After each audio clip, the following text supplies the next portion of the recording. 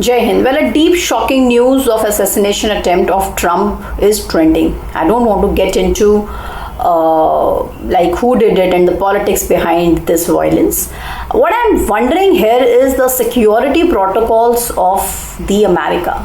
Though this is not the first time that an assassination attempt has been in the American political history. Let's see the history of such attempts, or rather successful attempts.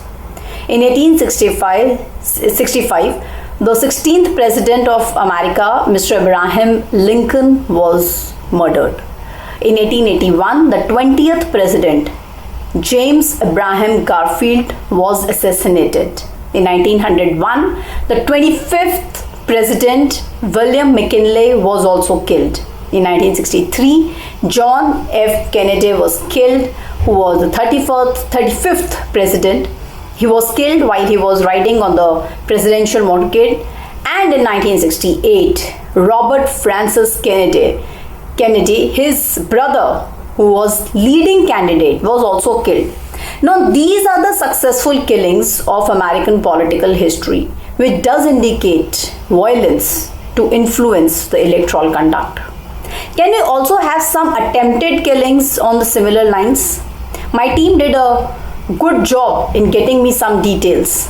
In 1933, Franklin D. Roosevelt, the 32nd president, while he just gave his speech in Miami from the back of an open car, when gunshots rang out, was also attempted. In 1950, Harry S. Truman, the 33rd president, was also attempted. Gerald Ford, the 38th president, was also attempted in 1975. Ronald Reagan, the 40th president, in 1981 was attempted. The 42nd president, Bill Clinton, was also attempted. And Mr. George W. Bush, the 43rd president, in 2005 was also attempted for assassination. And now Mr. Donald Trump. Phew, the list is long. Meanwhile, the fallout from Saturday's shooting continues. The US Homeland Security Secretary says the gunman should never have had direct line of sight, clearly indicates sheer luck of Mr. Trump, who survived from the gunshot from the distance of 150 meters from an assault rifle with a telescopic sight. In India, in training of firing and weaponry drill, it is taught so well that the cadets come up with a solid grouping from 150 meters of firing. Secondly, surprisingly, the area was not swept off. I mean, the killer fired 7 rounds and then counter firing was done to kill the killer.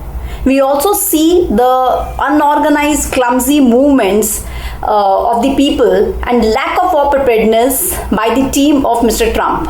As per the media reports, the killer was seen by few people and they even told to the police. Surprisingly, why no one reacted on this information in a VVIP event speaks like a cynical and casual point of view of the authorities there who were guarding it. I fail to comprehend how could Americans' solid secret service lapsed from the vantage points. As per the media reports, Secret Service Director says Trump rally shooting was unacceptable. Also, there are comments of whether this will change the trajectory of the American elections, which is the most important thing. Now let's see the modus operandi of the Secret Service to secure such events.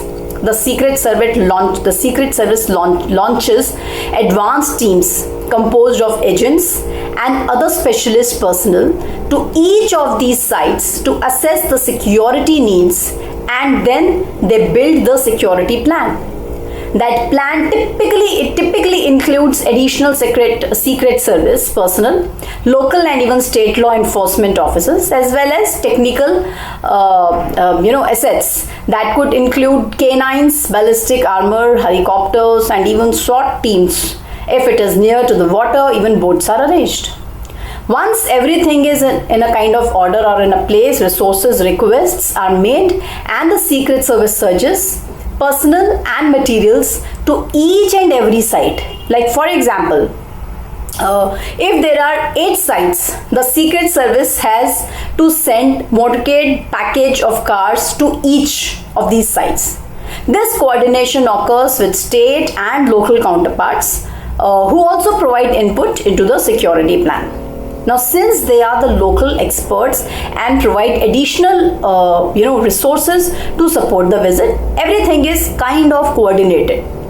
So the failure of this security, which could not deter a 20-year-old Thomas Matthew Crooks, who was able to carry an AR-15 style rifle to a rooftop close to Trump, executed his plan.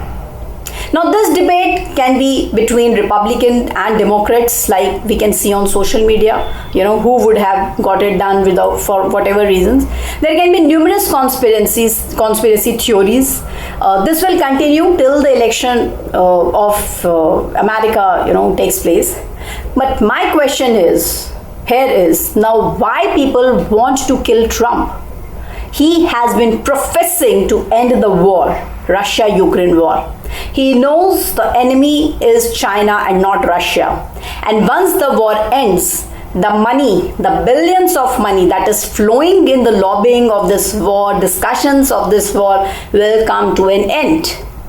To give you figures which are floating in the USA, around 2 trillion of money had gone to companies like Boeing, Lockheed, Martin General Dynamics, and Northrop Grumman. These are the companies which make weapons for war. So according to Trump, the war of Ukraine-Russia, who will get affected, according to Trump, once the war is end, who will get affected the most? Do share your views and comments in the section. Jai Hind.